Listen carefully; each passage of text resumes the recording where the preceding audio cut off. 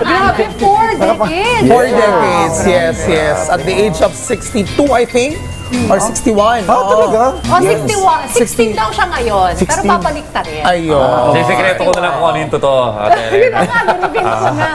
Kapit-bahay ko yan sa Kainta. Kami taga-Kainta ni Ate Elena. Ate Elena, more power, God bless, happy birthday! Malamang ko yan, original nanay ko yan mula na pumasok ako dito. Tita.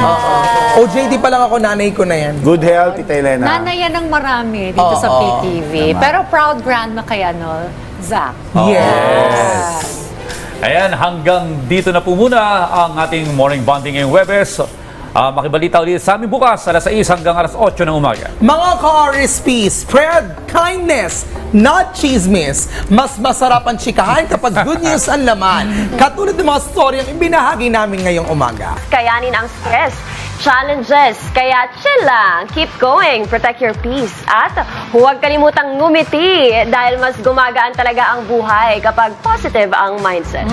Sama-sama po ulit tayong bumangon bukas, Quezon Nation.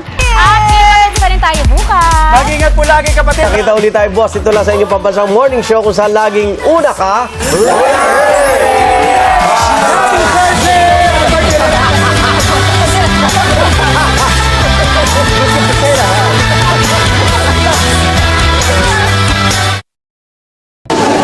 Noon, pag may nagkasakit sa pamilya, agad may pangamba.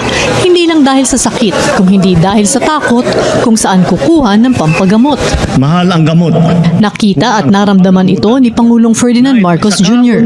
Kaya iniutos niyang ilapid pa ang tulong pangkalusugan sa bawat Pilipino. Sa PhilHealth, ipinagkatiwala ang pagtutok para maging tunay na serbisyo ang kautusang ito. Kaya nagtungo ang Pangulo sa General Santos City para masigurong umaabot sa mga tao ang mga programa.